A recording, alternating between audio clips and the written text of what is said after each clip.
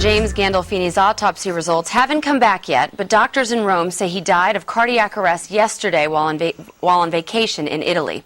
The tributes are pouring in today. His former Sopranos co-star Edie Falco says James had a kindness and generosity that was beyond words. And show creator David Chase says he was a genius and one of the greatest actors of his time.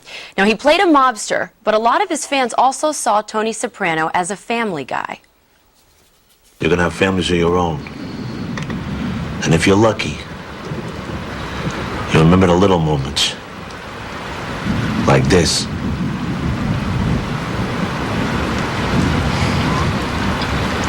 That were good. Cheers. Boy, were we robbed of real talent. Greg, he was a really talented actor, one of the best and the greatest, I think, of our time when you look back on him. And he also set the stage for the anti-hero. You know, for characters like Don Draper to come in, these dark characters that people actually sympathized with in a way. I think, but I think you have to distinguish, though, what Tony Soprano was versus other anti-heroes. He was an awful person. That's what made the show fantastic, and what made the show so honest was that he was not a good person. He did horrible things. He beat the hell out of people. He was just brutal, and what he did was what The Godfather didn't do, and what a lot of Scorsese films didn't do. He didn't make the guy into a hero. He didn't marry his brutality with rock music. He wasn't a good-looking person, and I think that was what made him such a great character, was that he was a real petty thug. And he played the petty thug to a T, and that's what made him great.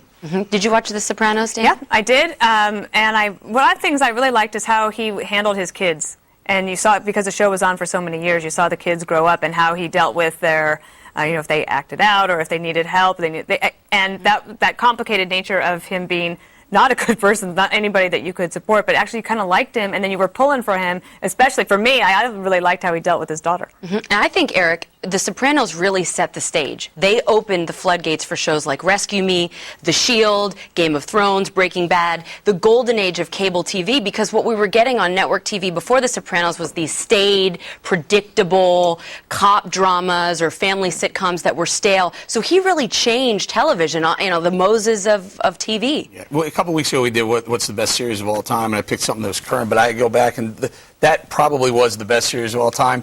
It ran for, 8 or 9 years, but you know how you know it's good is, first of all, when you heard he died, it was just your gut just sank. Wow, he died. And the other thing is, when you found out that it ended in 2007, you're like, 6 years ago, it felt like it ended last week, because you were so, at least I was so ingrained in the storylines. He was a fantastic actor. He's gone. We're going to miss him. Just deep down, I'd always wished there was going to be a final conclusion to that last episode. It just never finished right for me. One thing I'd say about this is that here's a guy who's known as Tony Soprano, right? But it takes away from the body of work he did outside of that, which was enormous. I mean, he was recently the CIA director in Oh Dark 30. Yeah. He had a brilliant stage career, did a number of movies, and as good as he was in this is a man of enormous acting capability that spread across from theater to movies to television. And he changed the television landscape, not just from network to cable and opened the way up for all these shows, but for paying for TV. People never wanted to pay for TV before, but the cult following The Sopranos cultivated and the buzz, people were willing to do it. And now actors, it's funny, TV used to be the place they never wanted to go. They just wanted to do film. Now people want to do TV because of Tony Soprano. I think he led the way. He was also Bear in Get Shorty. That's right. That's true. Naked? That's funny. Let's not think about that. All right, don't go anywhere, folks. Back in a... Good times. Don't be sarcastic. Isn't that what you said one time?